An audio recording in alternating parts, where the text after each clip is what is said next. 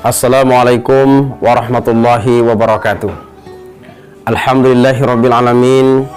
Assalatu wassalamu ala asrafil anbiya'i wal mursalin wa ala alihi washabihi ajmain. Allahumma sholli ala Muhammad wa ala ali Muhammad. Apa kabar anak-anak Ustadz semua? Tentu baik-baik saja dan sehat walafiat. Alhamdulillah, segala puji bagi Allah yang masih memberikan kekuatan, kenikmatan, kesehatan kepada kita semua, sehingga kita semua diberikan oleh Allah Subhanahu wa Ta'ala dalam kekuatan, kesehatan, dan tanpa kekurangan apapun. Salawat dan salam semoga tetap tercurah kepada Nabi kita Muhammad sallallahu alaihi wasallam. Allahumma sholli ala Muhammad wa ala ali Muhammad. Anak-anak Ustadz semua yang Ustadz cintai dan Ustadz sayangi karena Allah Subhanahu wa Ta'ala. Alhamdulillah, kembali lagi dan berjumpa lagi dengan Ustadz Dodi Umartin dalam pelajaran yaitu pendidikan agama Islam. Anak-anak Ustadz semua, adapun tema yang kita bahas pada kesempatan ini adalah tentang kisah Luqmanul Hakim. Namun demikian, sebelum kita memulai pelajaran ini, mari kita buka dulu bersama-sama melafazkan basmalah. Bismillahirrahmanirrahim. Baik anak-anak Ustadz semua, inilah pelajaran kita tentang kisah Luqmanul Hakim. Tahukah anak-anak Ustadz, Luqmanul Hakim itu apakah dia nabi ataukah dia seorang wali atau bukan? Begini penjelasannya. Luqman bukanlah seorang nabi, akan tetapi Luqman itu diabadikan di dalam Al-Quran. Pada surat Luqman ayat 12 dan 13 sebanyak 2 kali disebut di dalam Al-Quran nama Luqman. Kenapa surat tersebut dinamakan Luqman? Karena memuat tentang nasihat-nasihat Luqman kepada anaknya dan umat manusia tertuang di dalam surat Luqman ayat 13 dan 19.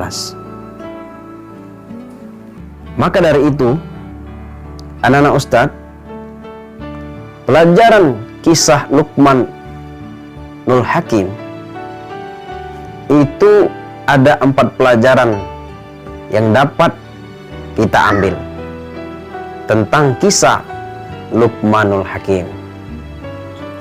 Adapun yang pertama, kisah Luqmanul Hakim ini yaitu tentang akidah.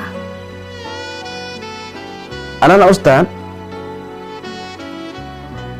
akidah ini sangat penting bagi kita. Kenapa? Karena akidah adalah hal fondasi benteng yang pertama bagi kita umat Islam. Maka oleh karena itu Luqman melarang anaknya untuk berbuat syirik. Kenapa?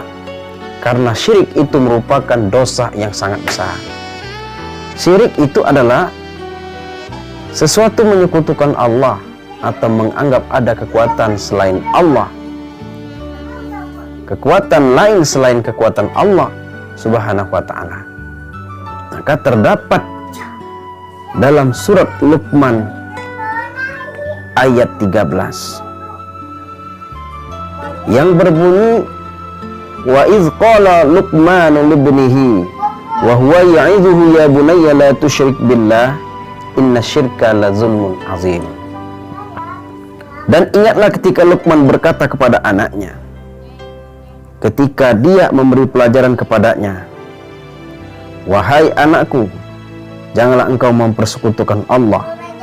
Sesungguhnya mempersekutukan Allah adalah benar-benar kezaliman yang besar.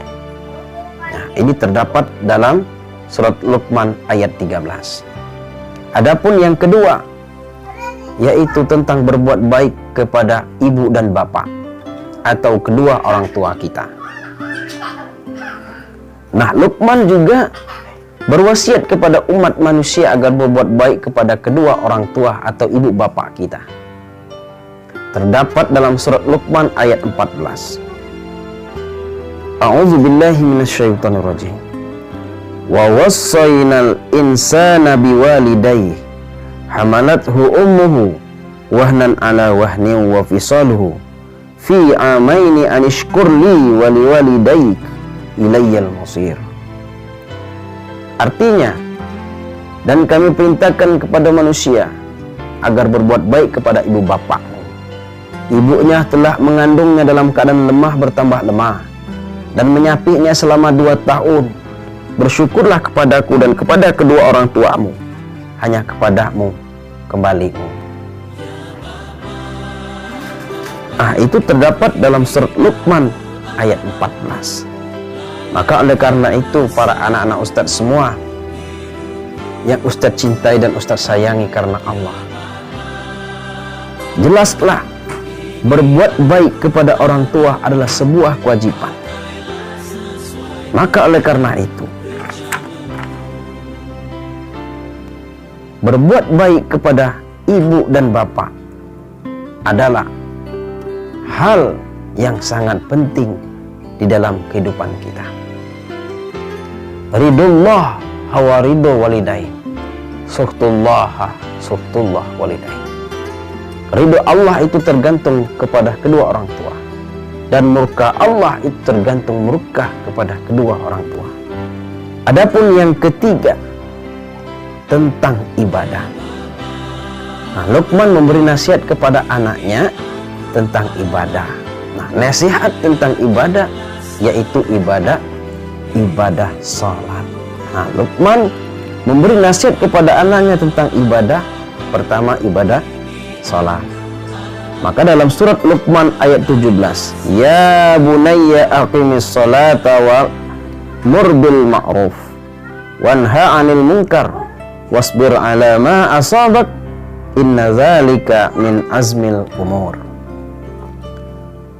Artinya, wahai anakku, laksanakan salat dan suruhlah manusia berbuat yang ma'ruf dan cegahlah mereka dari yang mungkar, dan bersabarlah terhadap apa yang menimpamu.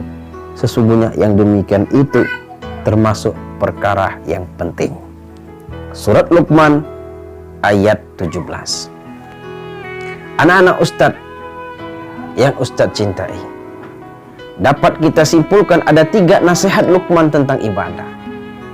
Yang pertama tentang perintah melaksanakan salat. Nah, ini harus dikuatkan untuk anak-anak Ustadz semua. Tentunya perintah melaksanakan salat.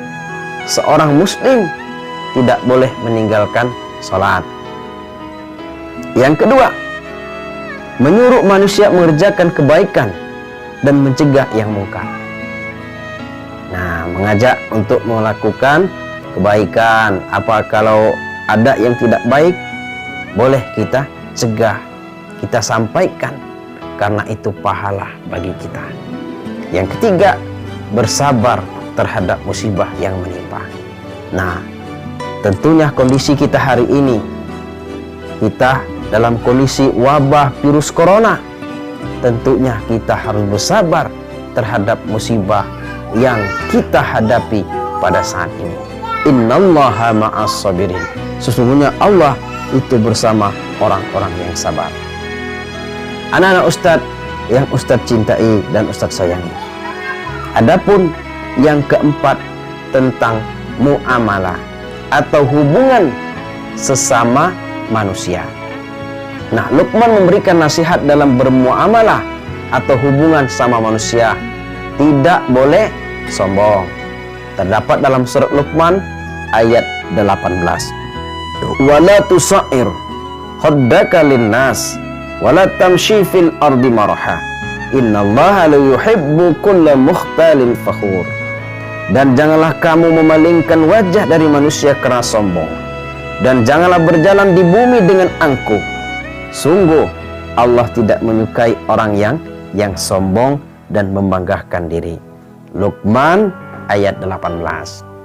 Nah, anak-anak Ustadz yang Ustadz cintai, tentunya pesan dari Luqman ayat 18 dapat kita ambil 3 pesan yang penting.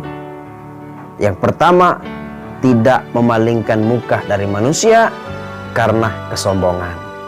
Yang kedua, tidak berjalan di muka bumi dengan angkuh atau dengan kesombongan. Yang ketiga, kita harus merendahkan suara. Artinya apa merendahkan suara ini? Artinya rendah hati, baik kepada sesama. Nah, ini salah satu bagian dari hubungan sesama manusia. Makanya kita hablu minallah dan hablu minan nas. Hubungan kita kepada Allah semakin mantap dan hubungan kita sesama manusia juga semakin mantap. Jadi dua-duanya sama kita lakukan. Anak-anak Ustadz yang Ustadz cintai dan Ustadz sayangi karena Allah Subhanahu wa ta'ala. Inilah kisah tentang Luqman yang dapat kita ambil pelajaran dan hikmah apa yang telah Luqman ajarkan kepada anak-anaknya dan umatnya ketika. Baik anak-anak Ustadz semua, itulah tadi penyampaian dan penjelasan kisah tentang Luqmanul Hakim. Luar biasa betapa banyak pelajaran dan hikmah yang dapat kita ambil dalam kisah Luqmanul Hakim ini.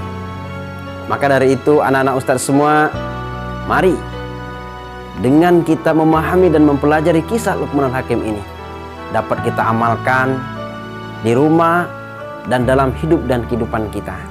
Semoga anak-anak Ustadz semua menjadi anak yang senantiasa soleh dan soleha, yang senantiasa berbakti kepada kedua orang tua dan juga Allah Subhanahu wa ta'ala. Amin ya rabbal alamin. Mari anak-anak Ustadz, demikian mari kita tutup pelajaran ini dengan sama-sama mengucapkan hamdalah. Alhamdulillahirabbil alamin. Demikian dari Ustadz, semoga bermanfaat. Yang benar datangnya dari Allah, yang ada salah dan khilaf itu datangnya dari Ustadz pribadi. Mohon maaf, Ustadz akhiri. Wassalamualaikum warahmatullahi wabarakatuh.